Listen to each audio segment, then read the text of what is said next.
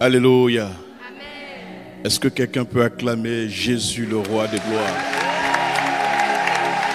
Acclame Jésus, le roi de gloire, le roi des gloires, le roi des gloires.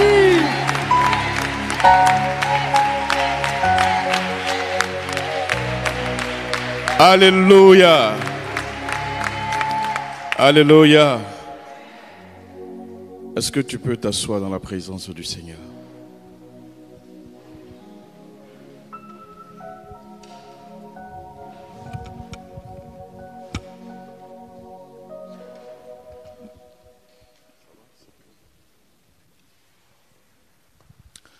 Gloire à Dieu.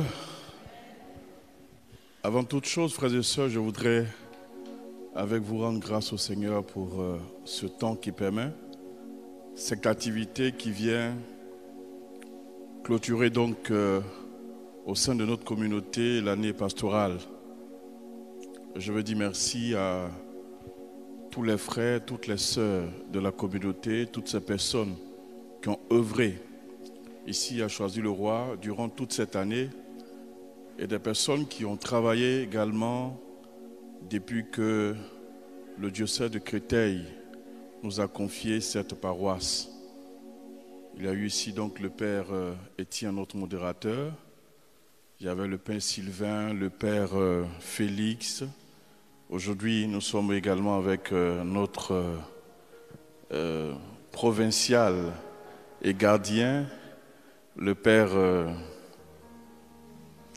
Paul, et vous tous qui êtes ici, que le Seigneur vous bénisse pour tous vos efforts, pour tout ce que vous faites pour la communauté.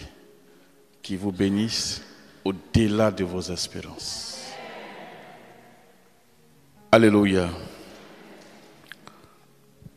Alors, on m'a demandé donc d'intervenir sur le thème. Vous connaissez le thème, non? Non? Demande à ton voisin, est-ce que tu as venu avec ta Bible? Pose la question à ton voisin. Il faut demander, est-ce que tu es venu avec ta Bible? Ta Bible, et puis de quoi prendre note?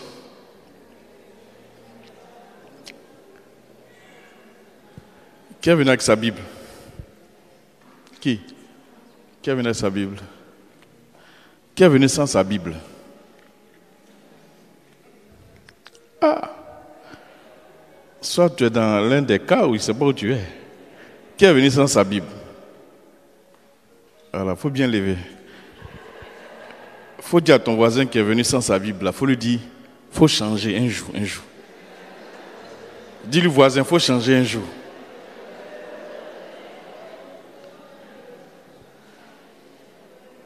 Gloire à Dieu.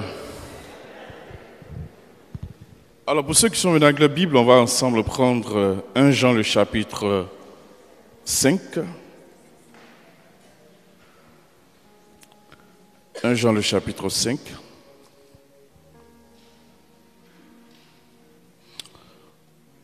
Le verset 6. 1 Jean le chapitre 5, le verset 6. Quelqu'un du cœur peut m'aider? Dieu envoya son messager, un homme appelé Jean. Il vint comme un témoin pour rendre témoignage à la lumière, afin que tous croient grâce à lui. 1 Jean. 1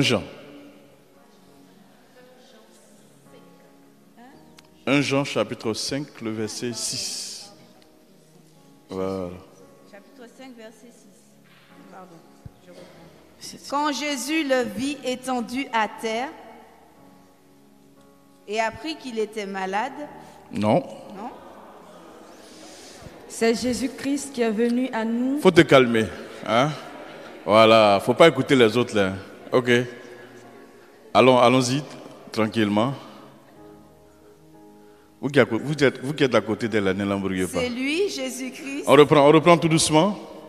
C'est lui, Jésus-Christ, qui est venu avec de l'eau et du sang, non avec l'eau seulement, mais avec l'eau et avec le sang. Et c'est l'Esprit qui rend témoignage, parce que l'Esprit est la vérité.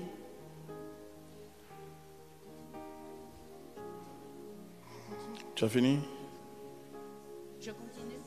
Non, je me dis que tu as fini. Parole du Seigneur. Voilà, parce que nous sommes des catholiques, quoi. Voilà. Tu peux reprendre, s'il te plaît?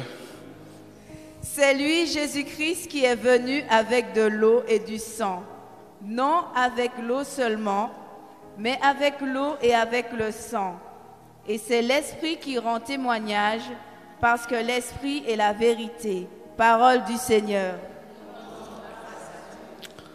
Alléluia. Merci infiniment. Mes frères, mes sœurs, dans ce verset, la partie essentiellement qui nous concerne aujourd'hui, c'est celle-ci. C'est l'Esprit qui rend témoignage, parce que l'Esprit est la vérité. Gloire à Dieu.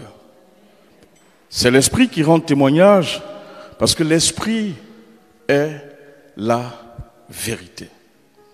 Nous savons tous, frères et sœurs, que le Christ, pendant tout le temps de son ministère, il a enseigné ses disciples.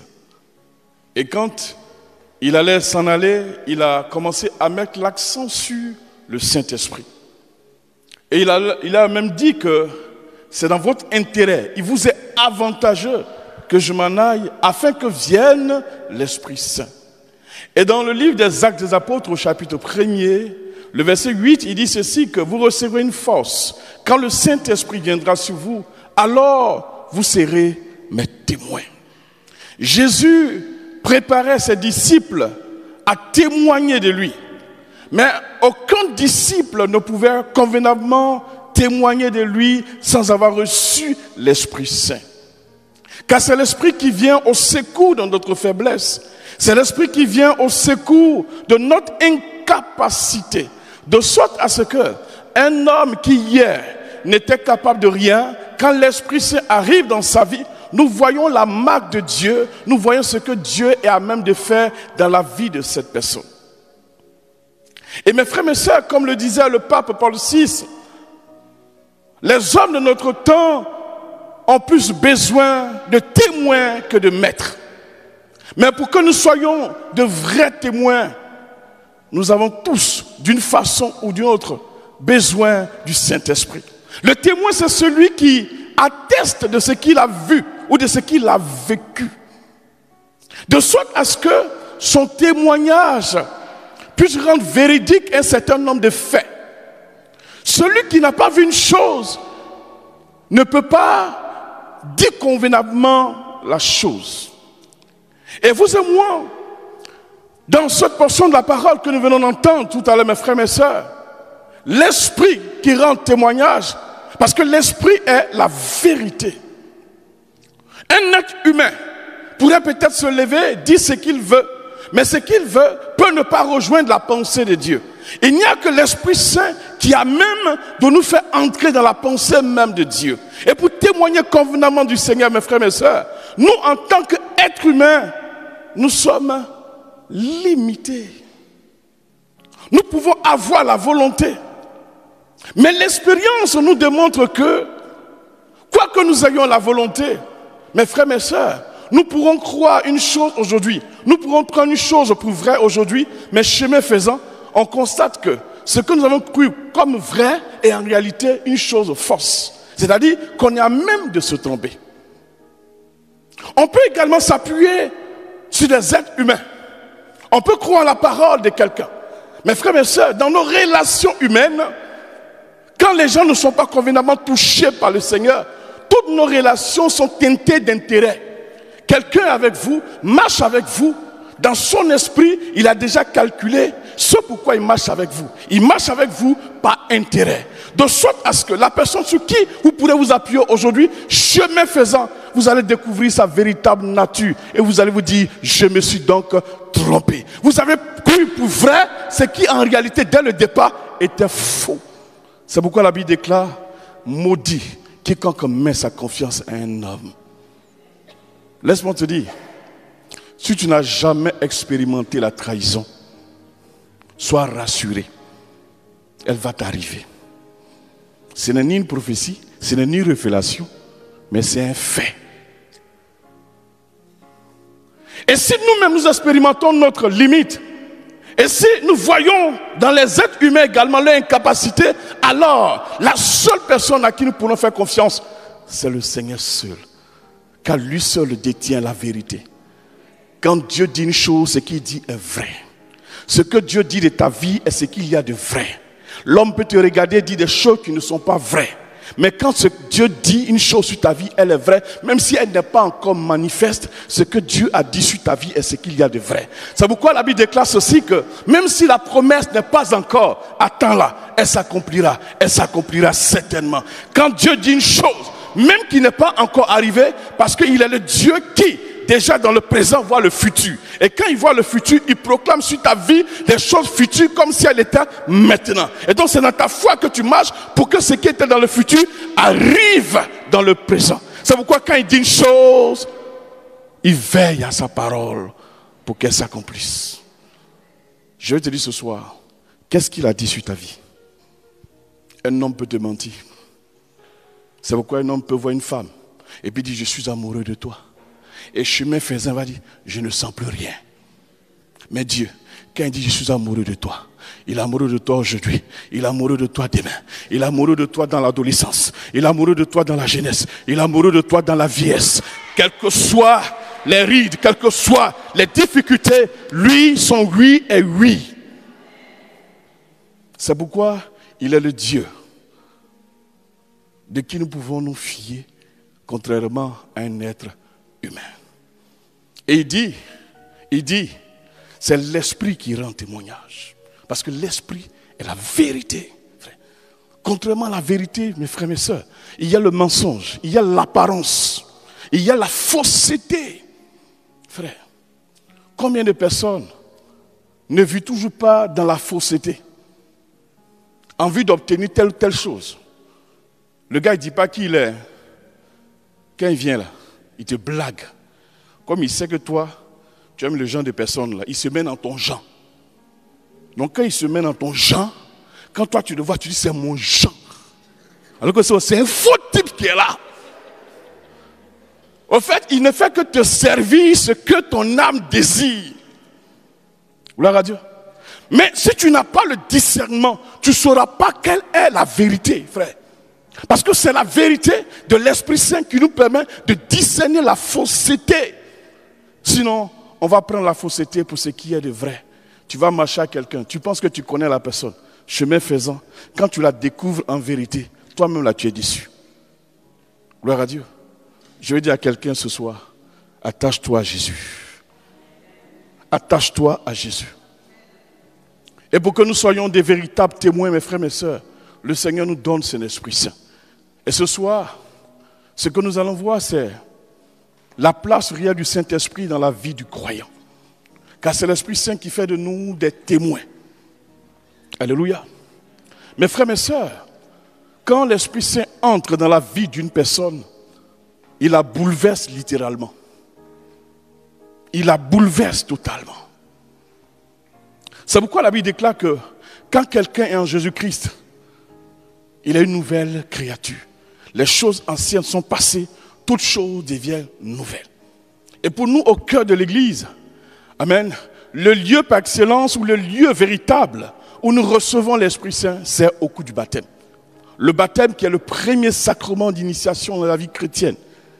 Le baptême, un sacrement si important. Et dans l'Église, un sacrement, c'est un signe visible, exprimant une réalité invisible, instituée par le Christ et qui est porteur de grâce. Donc dans le baptême, il y a une grâce extraordinaire. Comme ce matin, nous avons vu ici le baptême des enfants. Gloire à Dieu. Et donc quand par le baptême, amen, quand tu reçois le baptême, tu deviens une nouvelle personne. Gloire à Dieu. Semblable à la parole du Seigneur pour le premier roi d'Israël, Saül. L'Esprit de Dieu descendra sur toi et tu deviendras une nouvelle personne. 1 Samuel, le chapitre 10, le verset 6. Mais qu'est-ce qui caractérise cette nouveauté? Parce que recevoir le baptême, c'est bien. Dire que j'ai reçu l'Esprit Saint, c'est bien. Mais qu'est-ce qui caractérise cela? En quoi est-ce qu'on va reconnaître que réellement, c'est l'Esprit qui rend témoignage? En quoi est-ce qu'on va reconnaître que réellement, quelque chose a pu se passer dans ta vie? Gloire à Dieu. Mes frères, mes sœurs, il y a des choses pour lesquelles vous n'avez pas besoin d'ouvrir la bouche. Il y a des choses qui sont constatables à l'œil nu. Quand on regarde, quand on vous suit, on sait qu'il y a quelque chose qui s'est produit. Il y a des gens qui n'ont pas besoin de vous dire qu'elles ont rencontré le Christ Jésus, mais par leur façon d'être, vous constatez qu'il y a quelque chose qui s'est passé. Dis amen avec moi.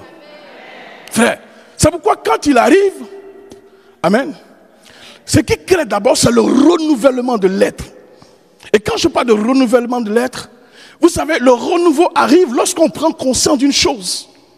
Un départ nouveau arrive lorsqu'on constate que la marche ou bien notre façon d'être n'est pas ce qui devrait être. Gloire à Dieu. Gloire à Dieu. Donc le renouveau vient de ce qu'on prend conscience d'une chose. On prend conscience d'un état et donc on décide de vivre d'une nouvelle façon. Et donc ce renouvellement vient d'abord par la prise de conscience du péché. C'est la première chose. Quand quelqu'un est touché par l'Esprit Saint, il y a une conscience aiguë du péché. Le pape Pie XII pouvait dire que le péché de ce siècle, c'est la perte du sens du péché, qui va en même temps aussi avec la perte du sens de Dieu. Quand vous n'avez pas Dieu dans votre vie, il n'y a pas de frein dans votre vie. Vous allez partout, vous faites tout en même temps. Vous vivez comme vous voulez. Mais quand l'Esprit Saint vient, on n'a plus besoin de te dire ne fais pas ça. On n'a plus besoin de te dire quitte dans ça. Mais tout seul, comme l'Esprit Saint est appelé à te convaincre de péché, de justice et de jugement, tout seul, tu abandonnes un certain nombre de choses. Donc vous pouvez regarder la personne que vous connaissez hier, quand vous la voyez aujourd'hui, vous constatez qu'il y a quelque chose. C'est-à-dire, ta vie passée. Et puis, lorsque tu as rencontré le Christ, il y a une nette différence. Dis à ton voisin, ton avant et puis ton maintenant là, est-ce qu'il y a une différence? Demande à ton voisin.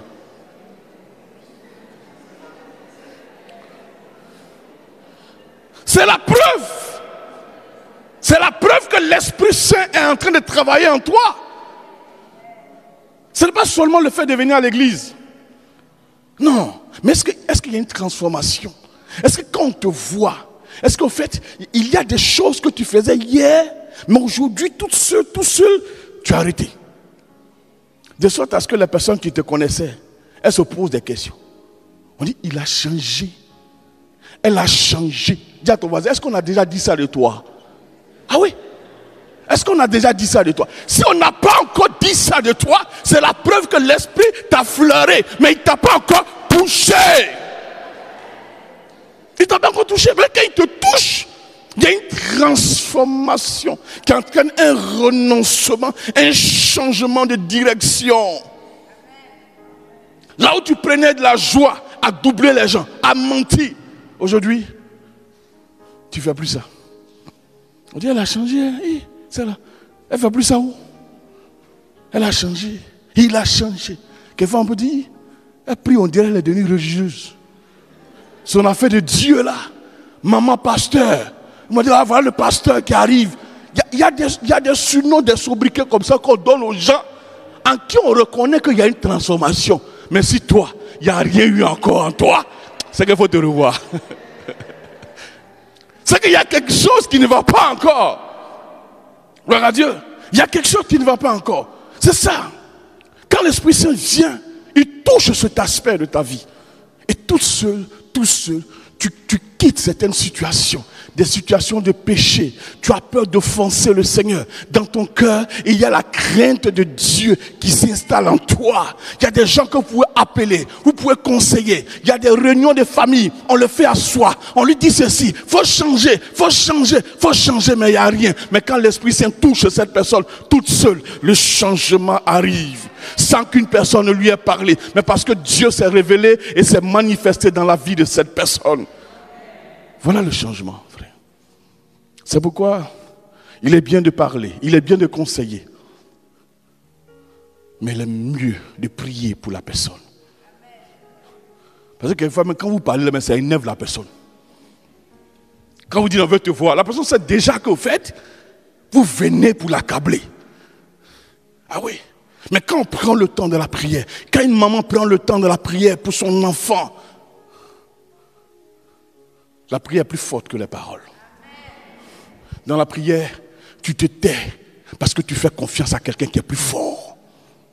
Sinon, tu as une maman qui parle seulement.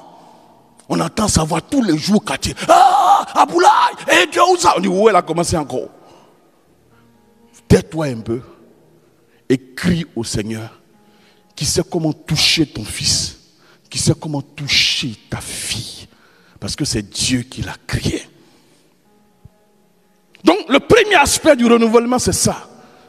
Cette conscience du péché, frère. Parce que nous vivons dans un monde où on a vraiment perdu le sens du péché. On a vraiment perdu le sens du péché. Et parfois, nous les chrétiens, on ne sait même plus quelle direction prendre. On dit, ah mais ils font ça, tout le monde fait ça. C'est parce que tout le monde fait que toi, en tant que chrétien, tu es appelé à faire ça. Non. Gloire à Dieu. Gloire à Dieu. Donc quand il entraîne la conscience aiguë du péché, l'autre chose, c'est que tu découvres qu'au fait, tu es aimé par le Seigneur de toute éternité. Ah oui. Tu découvres que toi, là, Dieu t'aime. Et ça, c'est important. C'est-à-dire, tu peux douter de toi. Les autres peuvent douter de toi, mais Dieu ne doute point de toi. Et tu comprends que, au-delà de tes incompétences, amen, au-delà de quoi? De tes défauts, au-delà de ton manque d'argent, complétez s'il vous plaît, au-delà de quoi? Au-delà de tes faiblesses, oui. Dieu t'aime. Nous les hommes, nous sommes des personnes qui aimons à cause de ce que peut-être on voit en l'autre.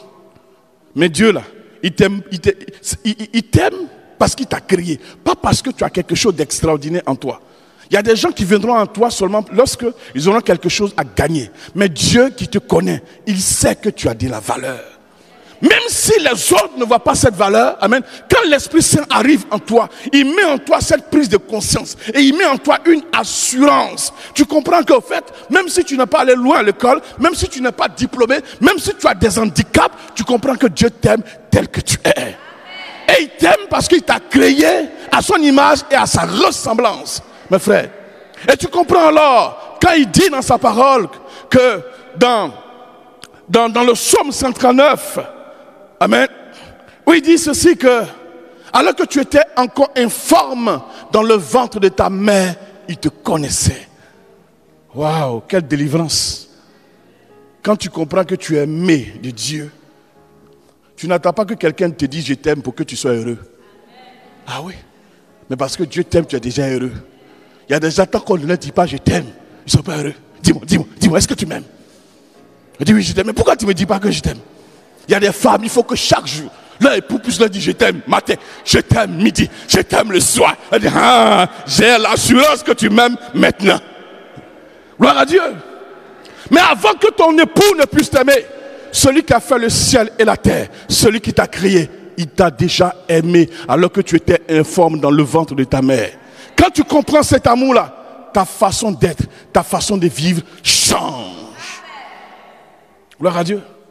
Tu comprends alors que ton bonheur ne dépend pas d'un homme. Ton bonheur dépend avant tout de Dieu. Quand une personne arrive dans ta vie, c'est pour ajouter un plus. Gloire à Dieu. Ce n'est pas le plus qui est important. C'est ce qui était là avant que le plus n'arrive. C'est ce qui était important. De sorte à ce que quand quelqu'un qui était avec toi quitte, amen, ta vie, tu es toujours heureux. Parce que celui qui fait ta vie est toujours avec toi.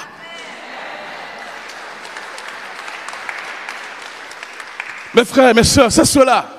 C'est cela, le renouvellement, c'est cela, frère. Parce qu'en réalité, mes frères, mes sœurs, il y a des personnes qui meurent longtemps avant d'être enterrées.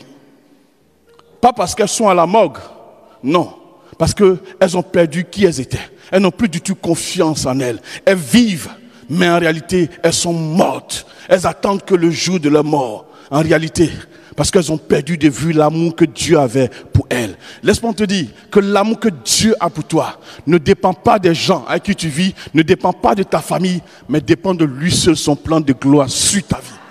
C'est pourquoi, mes frères, mes sœurs, nous sommes combien d'habitants sur cette terre? Nous n'avons pas les mêmes empreintes digitales, parce que Dieu nous a fait uniques en son genre. Toi qui m'entends, toi qui me regardes, il n'y aura pas ta photocopie ailleurs. Personne ne pourra t'imiter, parce que Dieu t'a créé toi seul de façon spéciale pour une vie spéciale. C'est pour ça qu'il t'a créé. Quand tu comprends ça, quand tu comprends, tu es heureux. Quand tu comprends ça, tu n'as pas besoin de te comparer à quelqu'un. Quand tu comprends ça, tu sais que tu n'es pas en compétition avec quelqu'un. Quand tu comprends ça, laisse la personne prendre ta voix. Toi, la seule chose que tu dois demander, c'est de dire, Seigneur, éclaire-moi. C'est tout. Quand tu comprends ça, quand tu as un teint noir, tu restes noir. Parce que tu sais que si Dieu t'a fait noir, c'est pour la gloire de son nom. Quand tu comprends ça, même si tu es mince, tu bénis Dieu pour ce que tu es mince. Même si tu es en forme, tu bénis Dieu de ce que tu sois en forme. Parce que tu comprends que Dieu qui t'a créé tel que tu es, c'est tel que tu es qui va te bénir. Et c'est ça qui est important. Sinon quand tu ne comprends pas ça, tu as dit au Seigneur, tu m'as créé mais tu t'es trompé. Je devais être un peu clair, mais tu m'as fait noir. Alors qu'est-ce que je fais? Je prends tous les produits pour bâcher ma peau. Parce que Seigneur, moi je ressemble à une personne qui doit être claire. Dis à ton voisin, tu te trompes grandement. Gloire à Dieu. Il y a des personnes qui n'arrivent pas à s'apprécier, à s'aimer telles qu'elles sont. Ah oui.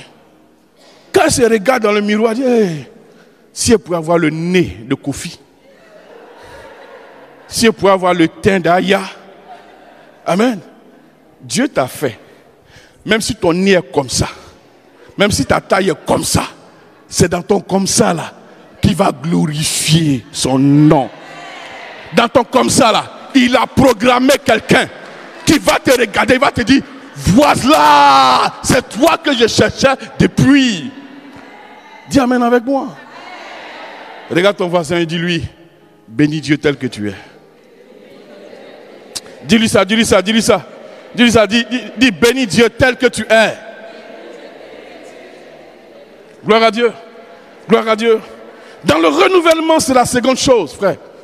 La troisième chose dans le renouvellement, quand l'Esprit Saint arrive, mes frères, mes sœurs, c'est qu'au fait, on comprend que Dieu nous a destinés à quelque chose d'extraordinaire sur la terre. On comprend que nous ne sommes pas venus sur la terre au hasard. Nous sommes quelque part en mission, en pèlerinage sur la terre. Gloire à Dieu. Gloire à Dieu. Et donc nous avons de la valeur aux yeux du Seigneur. Tu comprends alors que tu ne dois pas chercher à te comparer à quelqu'un. Mais tu dois chaque fois interroger le Seigneur. Seigneur, éclaire-moi. Beaucoup de personnes sont malheureuses parce qu'elles voudraient faire comme les autres. Tu n'as pas la taille de l'autre, tu veux faire comme lui. Tu n'as pas l'éducation de l'autre, tu veux faire comme lui.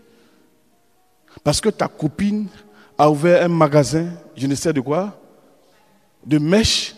Toi aussi, quand tu regardes, tu dis c'est mèches qui marchent. Toi, dès que tu vas ouvrir ton magasin de mèches, c'est dette qui est venue sur toi. Parce que ce qui marche pour l'autre ne marchera pas nécessairement pour toi. Parce que autant que nous sommes, mes frères et mes sœurs, nous n'avons pas les mêmes talents. Non. Nous n'avons pas les mêmes talents. Donc tu comprends qu'au fait, Dieu t'a fait tel que tu es, parce qu'en réalité, il veut t'utiliser sur la terre pour quelque chose. Alors tu bénis sans cesse le nom du Seigneur dans ta vie. C'est ça le premier aspect du renouvellement, mes frères, mes sœurs. Quand l'Esprit Saint entre dans la vie d'une personne. Et quelqu'un qui est renouvelé, c'est quelqu'un qui est joyeux. Ah oui, qui est joyeux. Parce qu'il sait qui il est. Même si apparemment quand tu le vois là, tu te dis mais il est heureux pourquoi? Ouais, parce que quand tu regardes sa condition de vie, ça ne donne pas envie. Mais lui il sait ce que Dieu a posé sur sa vie. Il y a des choses que toi tu ne peux voir. Parce que tes yeux là, ça ne peut pas voir à plus de 2 kilomètres. Mais il sait ce que son Dieu a placé sur sa vie. C'est pourquoi, mon frère, ma soeur, tu peux regarder quelqu'un aujourd'hui qui ne ressemble à rien. À tes yeux, bien évidemment. Mais c'est quelqu'un que Dieu a sélectionné, que Dieu a mis à côté. Quand tu la regardes aujourd'hui, tu peux la mépriser. Mais tu ne sais pas là où le Seigneur pourrait la projeter pour demain. Gloire à Dieu. Gloire à Dieu. C'est pourquoi dans la vie, il faut apprendre à ne pas mépriser les gens. Ah oui. Parce que la personne même qui est assise à côté de toi, là, tu ne sais même pas ce qu'elle sera dans 5 ans. Peut-être qu'aujourd'hui, là, c'est toi qui l'héberge. Elle dort chez toi. Elle dort dans ton salon. Mais toi, tu ne regardes que l'instant présent. Dis à ton voisin, du matin au soir, tout peut changer. Ah. Une seule rencontre. Une seule rencontre. Et la vie de la personne change. Une seule rencontre. À une seule journée. Et la vie de la personne change. Tu vas te dire, c'est celle qui dormait chez moi là. Oui, mais elle ne dort plus chez toi. Elle dort chez elle. Et il y a quelqu'un qui dort maintenant chez elle. C'est ça l'œuvre de Dieu. Gloire à Dieu. Donc le premier aspect, c'est ça. Amen. Le renouvellement. Amen. Le second aspect du témoignage, c'est l'assurance dans l'adversité. L'assurance dans l'adversité. Frères, sœurs, parfois, on nous dit que quand tu as l'Esprit Saint, ou quand tu marches avec le Seigneur, tout va bien pour toi. Qui a dit ça? Non.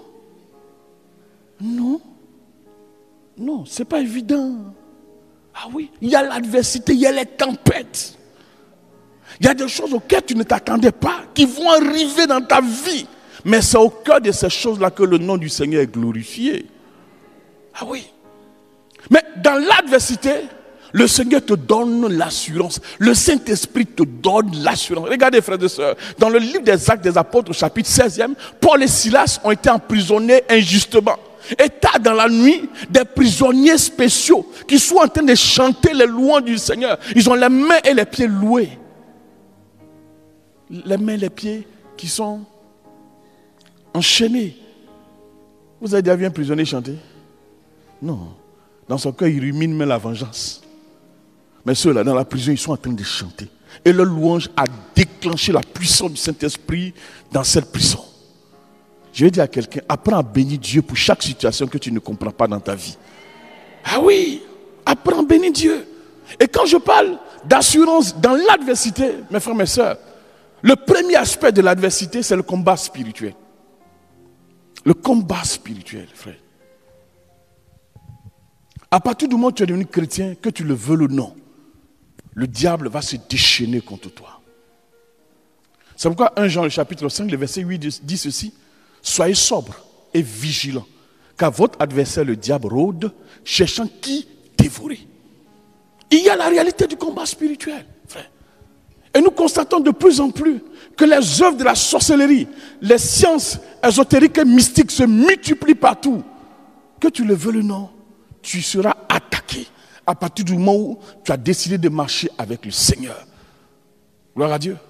Mais dans tous ces combats, mes frères, mes sœurs, nous avons la victoire dans le Christ Jésus. C'est pourquoi nous ne devons pas avoir peur. C'est pourquoi j'ai parlé d'assurance, frère. Quelqu'un qui se connaît, amen, qui sait qu'il est un Dieu fort et un Dieu puissant, il est serein. Amen. La Bible déclare ceci. Ils te combattront, mais ils ne te vaincront point. S'il y a des gens qui veulent te combattre, qui te combattent? mais toi, tu auras la victoire en partage. Donc quand on te combat, reste tranquille. Amen. L'assurance, c'est ça. Tu restes tranquille. Pourquoi? Parce qu'à la fin du film, la victoire sera ton partage. Tu ne comprends pas. Tu dis, ah, moi, mais je ne comprends pas pourquoi on m'attaque. Je ne sais pas ce que j'ai fait, on m'attaque. Il y a tel blocage dans ma vie, on m'attaque. Tu penses que c'est tout Dieu va te dire? Peut-être on t'attaque aujourd'hui pour ce que tu seras dans 5 ans. Donc quand tu es là, tu dis, moi-même là, je n'ai rien, je ne sais pas pourquoi on m'attaque. Ce n'est pas ton aujourd'hui là qui intéresse les gens, c'est ton demain. Donc on te combat pour que ton demain là ne puisse pas arriver. Et comme toi tu n'as pas la révélation, tu es là, tu te plains. Moi je ne comprends pas. Tu veux comprendre? On t'attaque par rapport à ton demain. Parce que ceux qui ont la capacité de voir en dehors du Christ, amen, ils savent que toi, ils savent ce que tu seras demain. Donc déjà aujourd'hui on te mélange, on te perturbe. Et puis tu es là, tu dis, oh, je vais mourir. Qui m'a envoyé même à servir Dieu là? Pourquoi je suis le Seigneur? Non. C'est le chemin de la bénédiction qui est là comme ça. Si tu ne combats pas aujourd'hui, je vais te dire, plus tu as grandi dans la foi, plus les combats seront plus rudes. Mais le Seigneur te donnera la victoire dans chaque combat spirituel. Et c'est ça, mes frères, mes sœurs. Nous aurons la victoire parce que nous avons avec nous celui qui nous a donné la victoire déjà à la croix. Et si nous sommes attachés à lui, nous aurons donc la matérialisation de cette victoire acquise à la croix. Donc le combat spirituel, il est réel, frère. J'ai dit souvent qu'en Afrique, les bonnes familles qui se respectent, il y a moins faiseurs de mal. Il y a moins faiseurs de mal. Un sorcier ou un quoi là, il y a au moins un. Maintenant, il y a les familles qui sont prospères. Où il y a plusieurs. Où il y a plusieurs. Amen. Mais la bonne nouvelle, c'est que qu'il y ait un, qu'il y ait 10, qu'il y ait 20, tu seras toujours victorieux si tu mets ta confiance dans le Seigneur. Frère, dans le combat spirituel, amen, ce n'est pas le nombre, ce n'est pas la force de l'adversaire qui compte, mais c'est la force de celui qui marche avec nous qui compte. Et celui qui marche avec nous, il s'appelle Jésus. C'est ça qui est important. Gloire à Dieu. Gloire à Dieu. Donc le premier aspect, c'est le combat spirituel. Le deuxième aspect, c'est les revers de la vie. Les revers de la vie. Que tu le veux ou non, Thierry, tu peux bien planifier tes affaires. Et puis, ce à quoi tu ne t'attends pas là, ça arrive. Tu fais quoi? Pourtant, tu pries. Tu jeûnes, même si aujourd'hui tu ne jeûnes plus trop, Thierry. Tu t'es connu comme quelqu'un qui jeûne. Aujourd'hui, là, tu as grossi comme ça. Amen. Ah oui. Il y a les revers de la vie. Ça veut dire que tu as tout planifié. Et puis, tout se mélange dans ta vie. Tu fais quoi? Tu fais quoi? Gloire à Dieu. Frère, vous savez, moi j'ai rencontré le Seigneur quand j'étais en classe de terminale. Et puis, j'ai présenté le bac. Avant ça, il y a eu le bac blanc. Le bac blanc où j'ai eu le bac blanc sans avoir composé dans une matière importante. Et puis j'ai eu le bac blanc. J'étais l'un des meilleurs de mon école. Donc je me suis dit, voilà, ça là, je suis avec Dieu maintenant. Ça va aller.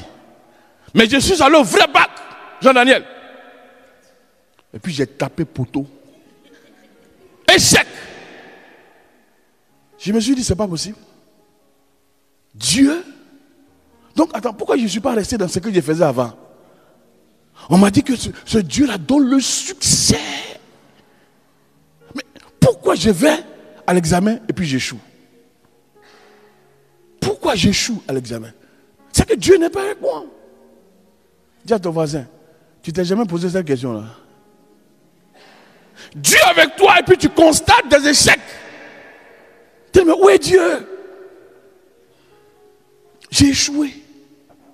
J'étais tellement confiant dans le Seigneur et puis j'ai échoué.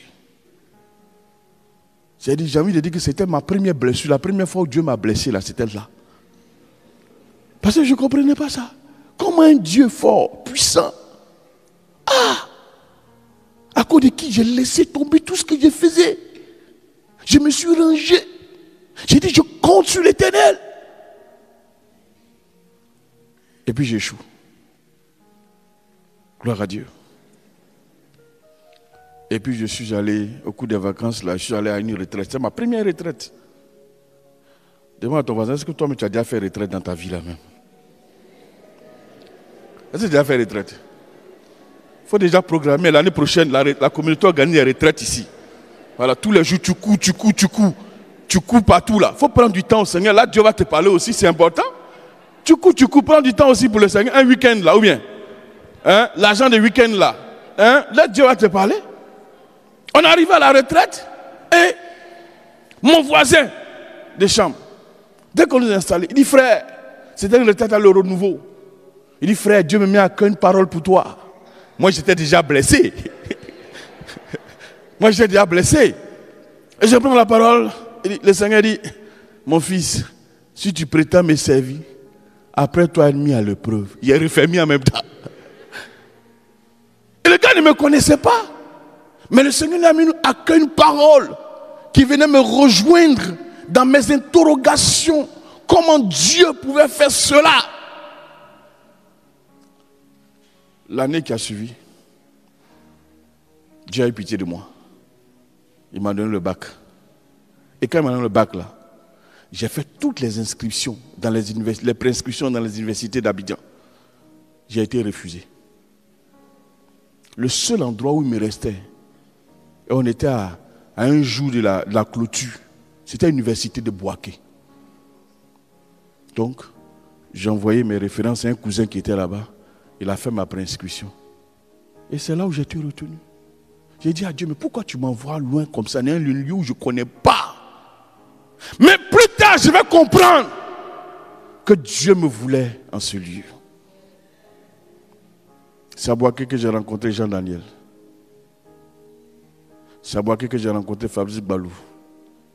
Il était collégien. C'est à Boaké que j'ai rencontré Étienne. C'est à Boaké que j'ai rencontré la génération de ceux que j'appelais les géants. Plus tard, j'ai dit au Seigneur, je te demande pardon. Parce que j'ai murmuré. Dieu dit à quelqu'un ici, est-ce que tu connais le plan de Dieu sur ta vie? Tu peux être en train de murmurer aujourd'hui pour quelque chose, mais tu ne sais pas le plan que le Seigneur te dessine. Il y a des échecs qui sont des échecs prophétiques. Il y a des gens qui sortent dans ta vie parce que c'est prophétique. Il y a des gens, tant qu'ils ne sortent pas de ta vie, il y a des choses qui ne vont pas arriver. Donc quand les personnes sont en train de sortir, ce n'est pas à toi de les supplier pour dire, pardon, reste un peu. S'il veut partir, il n'a qu'à partir.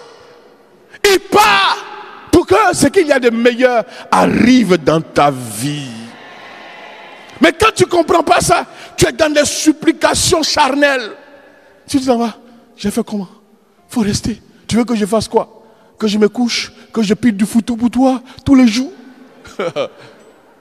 Je vais dire à quelqu'un, il y a des gens, quel que soit ce que vous avez fait pour eux là, s'ils doivent partir là, ils vont partir. Ils vont partir. Comme quoi, il y a des situations qui peuvent arriver dans ta vie. Mais la parole du Seigneur dit ceci, que toute chose concourt à la gloire de Dieu, au bien de ceux qui l'aiment. Apprends à bénir Dieu pour toutes les situations de ta vie. Pour ce que tu as souhaité qui n'est pas encore arrivé. Pour peut-être ce que tu pourrais appeler échec dans ta vie. Au fait, l'échec, est comme une forme de reprogrammation prophétique dans l'esprit du Seigneur. Il peut te faire perdre une chose pour te préparer à une chose de plus grande. Les autres voient que tu as perdu, mais en réalité, ils ne savent pas ce que Dieu est en train de préparer pour toi. C'est pourquoi tu dois apprendre à bénir son nom. Ne regarde pas le succès de l'autre, mais regarde à ton Dieu qui est capable de te dessiner une porte, de t'ouvrir une porte là où tout semble être fermé. Ça peut être un retard pour mieux te préparer à quelque chose. Ça peut être un retard pour t'ouvrir les yeux. Ça peut être un retard pour quelque chose d'exceptionnel à venir. Mais comme tu n'as pas le discernement, tu es là, tu murmures, tu dis mon Dieu, pourquoi il peut faire ça? Pourquoi il peut faire ça? Laisse-moi te dire, tout ce que le Seigneur fera dans ta vie, ça sera pour ton bien. Mais comme tu ne vois pas, ou bien comme tu es limité dans ta vue, et comme tu vois aussi les autres, tu te dis, qu'est-ce que moi j'ai fait à Dieu pour mériter un tel sort? Dis à ton voisin, Dieu a quelque chose de meilleur pour toi. Celui qui ne parle pas à son voisin, c'est un suspect au milieu de nous. Parce que, vous savez, les lieux où on se trouve pour prier le Seigneur là, il y a des suspects qui arrivent. J'ai dit, dis à ton voisin, Dieu a quelque chose de meilleur pour toi. Il faut bien le suivre. S'il ne te parle pas, il est suspect au milieu de nous. Gloire à Dieu. Gloire à Dieu. Gloire à Dieu. C'est le second aspect dans l'assurance. L'assurance dans l'adversité. Gloire à Dieu. Dans le combat spirituel, les revers de la vie. Et enfin, face à la méchanceté humaine. Je veux dire à quelqu'un,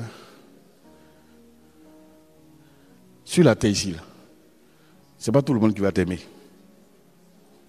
Moi-même qui suis devant vous là, il y a des gens qui me voient déjà, ils ont commencé à m'aimer. Il y en a d'autres qui disent, pourquoi il fait comme ça même? C'est qui lui là? Mais je vais te rassurer, je m'en fous de toi. Amen. Ah oui, je vais te dire une chose. Sur la terre ici là, il y a des gens qui vont te combattre alors qu'ils ne savent rien de toi. Il y a des gens à qui tu as fait du bien, mais ne parleront que du mal de toi. Il y a des gens qui ne t'ont jamais vu, mais vont parler de toi comme si vous mangez ensemble tous les jours. Gloire à Dieu. Il y a des gens à qui tu as fait du bien, mais qui en retour vont te le rendre d'une façon injuste. Mais c'est ce qui fait le charme de la vie. La trahison, là, c'est ce qui fait le charme de la vie. C'est ça la vie. Donc face à la méchanceté humaine, gloire à Dieu, l'Esprit Saint te donne la force. Ah oui. Comme dit la finale du psaume 23, face à mes adversaires, tu dresses une table et ma coupe déborde. Elle dit face. Ça veut dire qu'en fait, ils vont eux-mêmes assister à cela. Mais pour qu'ils puissent assister là, toi tu restes serein. Je dis à quelqu'un, c'est pas dans tous les palabres on parle. C'est pas partout où on dit du mal de toi que toi aussi tu dois forcément parler. Reste tranquille et regarde Dieu agir dans ta vie. Dieu qui connaît le début et la fin de chaque chose, il sait toutes choses. Il est ton meilleur défenseur. La plupart du temps, nous voulons nous-mêmes nous rendre justice. Et c'est là où nous gâtons tout. C'est là où nous gâtons tout. Des gens vont te pousser à pécher. Des gens vont te pousser à tourner dos au Seigneur. Ils vont faire les choses jusqu'à toi. Quand tu as t'énervé là, tu as tout gâté en même temps. Calme-toi. Le jour où tout le monde va t'aimer là, le jour où tout le monde va t'aimer, ce sera le jour de ton enterrement. Il y en a même là, même dans leur mot là, on les déteste encore, on met dessus. Gloire à Dieu. Gloire à Dieu.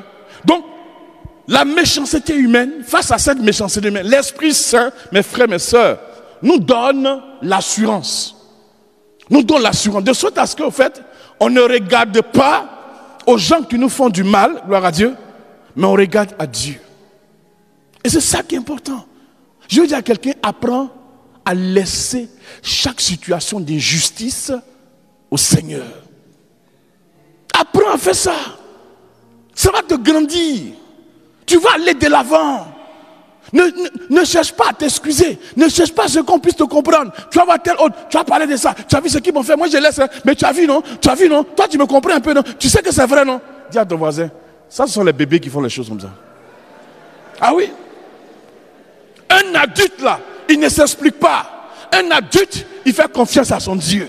Un adulte, il s'agenouille devant son Dieu pour dire Seigneur, toi tu sais toutes choses. Je me tais parce que je m'abandonne entre tes mains.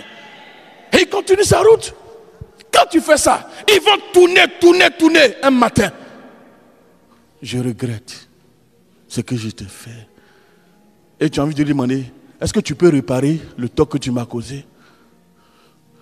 Laisse-moi te dire, il ne pourra pas réparer, mais Dieu sera transformé ce tort en bénédiction.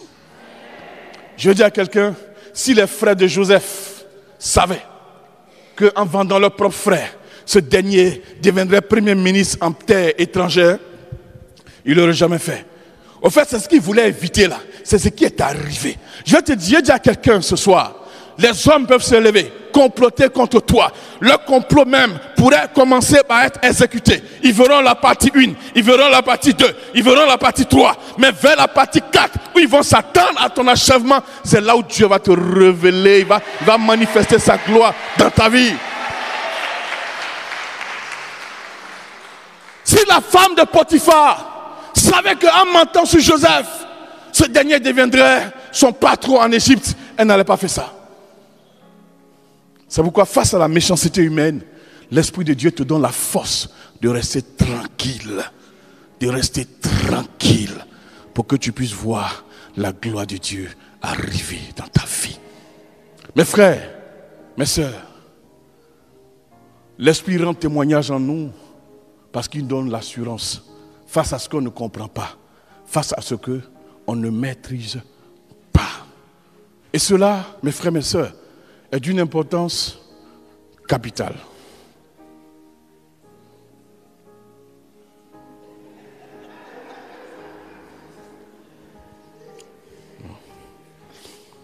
Comme on m'a dit de ne plus trop parler dans ces choses-là, je ne parle plus.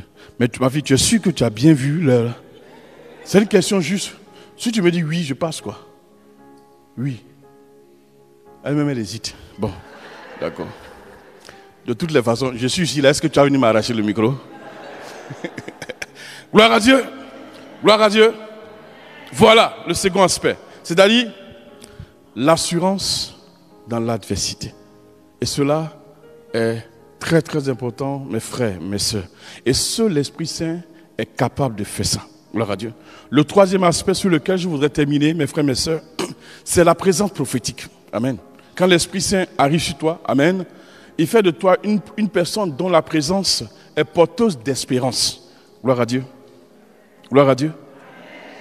C'est-à-dire, il fait en sorte à ce que, au fait, tu puisses sortir. Le premier aspect, c'est qu'au fait, tu puisses sortir de l'indifférence. Quand l'Esprit Saint est dans ta vie, là, tu n'es pas indifférent. Parce que l'indifférence, là, c'est une maladie terrible. Ah oui. Il y a des gens, leur voisin peut être en train de mourir, mais ça ne leur dit rien.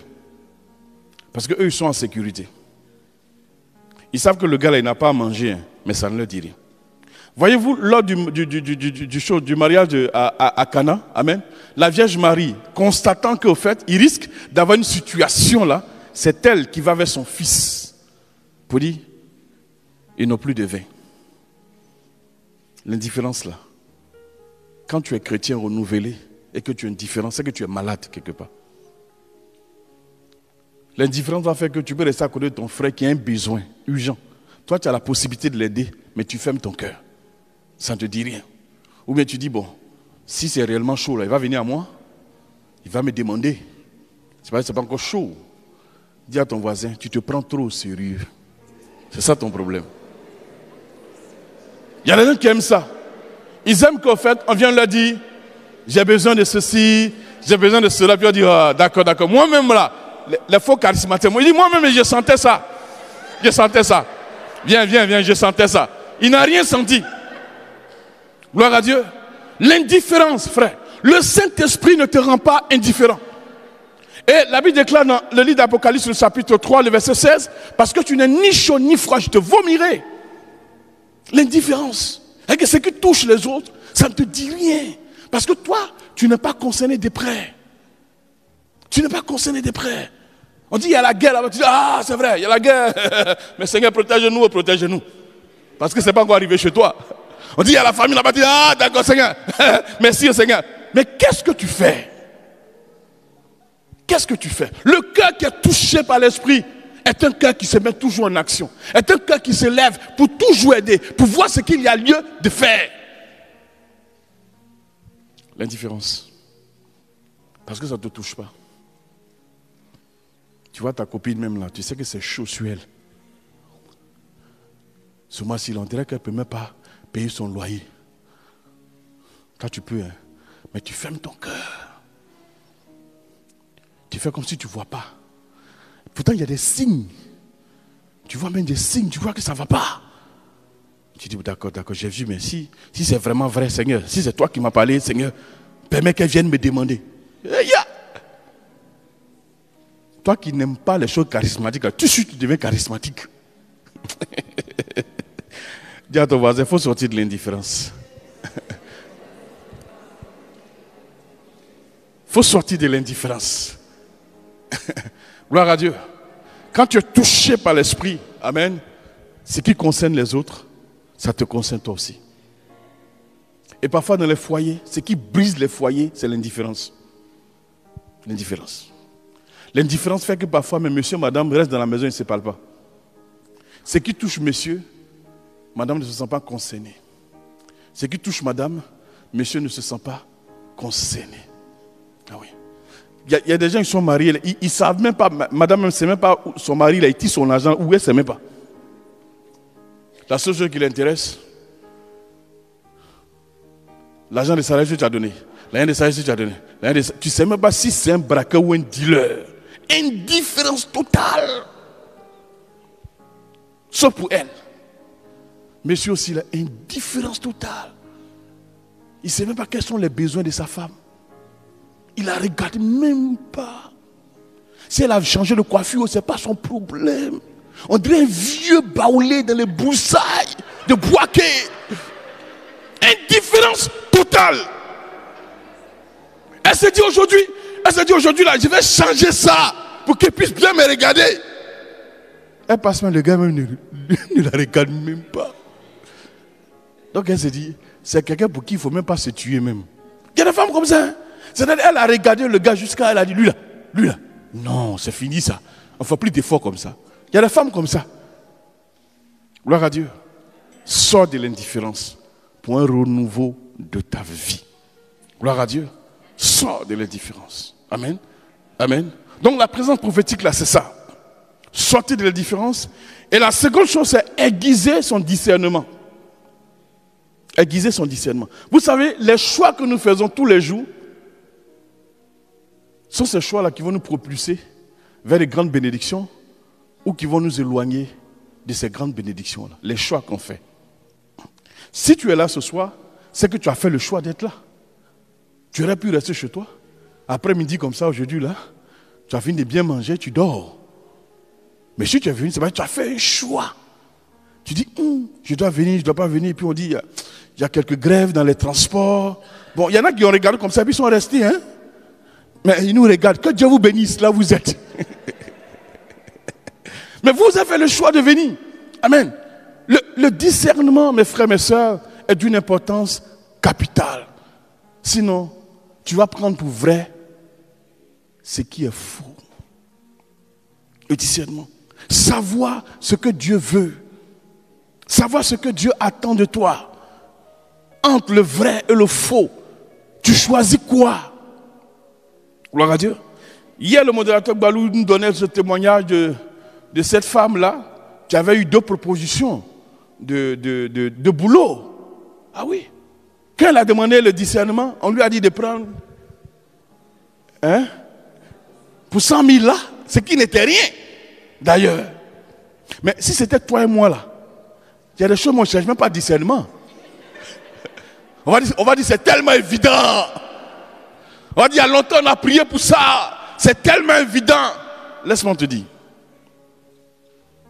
Dans la vie, les choix que tu fais sont d'une importance capitale. La personne à qui tu décides de vivre toute ta vie, le choix de ton mari, le choix de ta femme, une importance capitale. On ne joue pas avec ce genre de choses-là. Combien de personnes ont regardé seulement l'apparence et regrettent aujourd'hui? Je ne savais pas qu'il était comme ça. Quand quelqu'un dit je ne savais pas qu'il était comme ça veut tout dire. C'est-à-dire que c'est le regret. Mais pourtant tu dois choisir. Comment tu fais le discernement? Prends ton temps, interroge le Seigneur. Prends ton temps, interroge ton accompagnateur spirituel. Prends ton temps. Le discernement. Et parfois même Dieu même peut passer par quelqu'un qui, soi-disant à tes yeux, n'est même pas charismatique pour te parler. Ah oui, c'est important. C'est important. Vous savez, j'étais en train de finir un mémoire dans une université à l'UCAO, à Abidjan. Et j'ai eu malheureusement un accident. Et puis je voulais coûte que coûte terminer. mon travail. Mon directeur m'a dit non. Il faut prendre ton temps. Pas cette année, l'année qui va suivre. Et il va me dire une chose importante. Il va me dire, je veux que ton travail soit un travail de référence. Parce que mes recherches portaient sur les communautés nouvelles et l'évangélisation en Côte d'Ivoire. Donc il dit non. Et puis, je me faisais, il m'a regardé, il dit, il faut prendre ton travail au sérieux. Tel que je te vois là. Tu serais un bon Jack permanent. Un grand théologien. Pas charismatique. Aux yeux de Balou. Ou aux yeux de Thierry. Ah oui. Directeur d'un département de théologie. Il dit, prends ton truc au sérieux. C'était Thierry, il m'a dit. Il n'a pas dit, je sens que Dieu dit. Les charismatiques, là, parfois, il nous faut s'ouvrir. Ah oui. Voilà ce que cet homme m'a dit. Voilà ce que cet homme m'a dit. Au fait, quand il a dit ça, en réalité, dans mon cœur, je nourrissais secrètement cela. Donc, j'ai vu qu'au fait, Dieu était venu me parler aussi au travers de cet homme. Je dis à quelqu'un, même un païen, Dieu peut susciter un païen pour te parler. Si tu sais lire les signes, quand l'Esprit Saint arrive et que tu dois rendre témoignage, tu ne fais plus les choses comme tu voudrais, mais tu te mets à l'écoute du Seigneur. Tu demandes la volonté du Seigneur dans tout ce que tu dois faire. Gloire à Dieu. Gloire à Dieu. Gloire à Dieu. C'est cela. Aiguiser le discernement. Et le dernier point dans la présence prophétique, le Saint-Esprit fait de nous des missionnaires. Des missionnaires. Des hommes et des femmes qui se lèvent. Déjà par notre baptême, nous sommes appelés à proclamer le Seigneur. Mais quand le Saint-Esprit arrive, il nous propulse vers un engagement missionnaire plus grand, plus fort. Tu ne reçois pas l'Esprit Saint pour t'asseoir. Tu reçois l'Esprit Saint pour t'engager au cœur de l'Église, dans un mouvement, dans une association. Tu te rends d'une certaine façon utile au Seigneur. Le Saint-Esprit fait de chacun un missionnaire par essence. Toi, où est-ce que tu es engagé?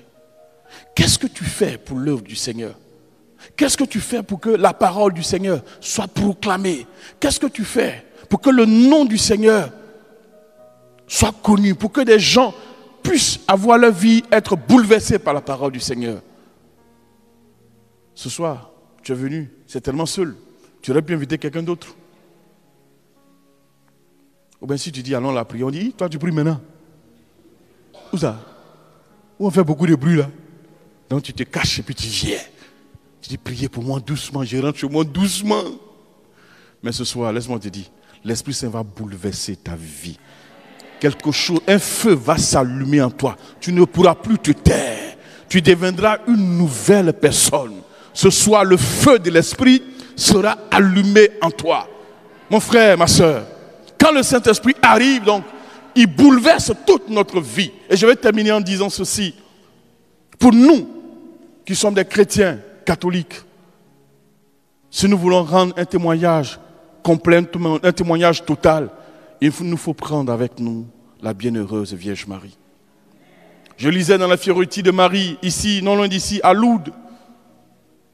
Il y avait un prêtre qui célébrait l'Eucharistie. Après, il était en train de faire la procession du Saint-Sacrement. Et qu'est-ce qui va se passer? Il dépasse un enfant qui était infirme, paralysé.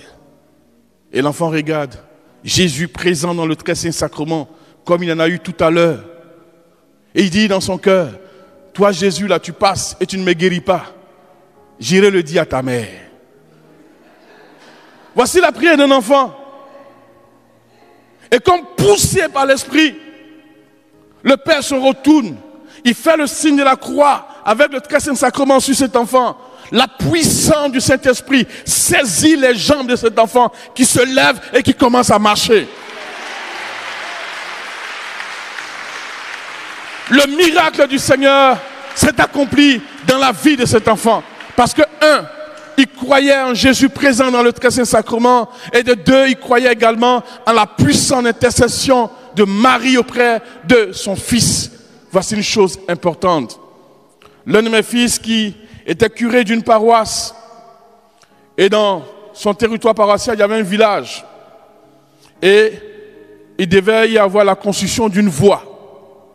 Et donc dans le tracé, il se trouvait qu'au fait, il y avait un arbre qui se trouvait là où la route devait passer. C'était un peu comme l'arbre fétiche du village. Au fait, il a été dit depuis très longtemps que celui qui va prendre l'initiative de couper cet arbre-là, il va mourir. Et donc, même les cadres du village sont allés voir le chef. Le chef dit, il n'y a pas de problème. Si vous voulez aller couper, coupez. Mais qui prend l'initiative d'aller couper? Voilà. Voilà. Ah oui. Qui prend l'initiative? Lui, vous dit, il n'y a pas de problème. Ce n'est pas lui le chef qui prend l'initiative. S'il y a quelqu'un qui veut prendre l'initiative, prenez l'initiative. Il n'y a personne. Pourtant, vous savez que la route précède toujours le développement. Voici que les choses sont bloquées. Alors ce prêtre prend sur lui l'initiative d'aller célébrer la messe. Non loin de ce table-là. Il finit la messe. Le lendemain, sans qu'il ne puisse avoir pluie ni vent, l'arbre fétiche, l'arbre est tombé. L'arbre est tombé. Les gens disent, mon père, toi pour toi là c'est comment? Parce que, au fait, il n'y avait personne. Mais là où il n'y a personne, le Christ se révèle comme étant la solution. Je ne sais pas ce que tu vis, je ne sais pas quel pourrait être le blocage dans ta vie, mais je connais une seule personne. Le Christ Jésus est capable de transformer ta vie. Mon frère, ma soeur, ma prière pour toi, c'est que ce rendez-vous avec le Saint-Esprit soit un rendez-vous qui bouleverse à jamais ta vie. Que le Seigneur te bénisse, qu'il te restaure et qu'il allume en toi un feu qui ne s'éteigne point, un feu de témoignage de gloire, un feu de manifestation de puissance. Lui qui est Dieu, maintenant et pour les siècles des siècles. Dis un amen très très très fort.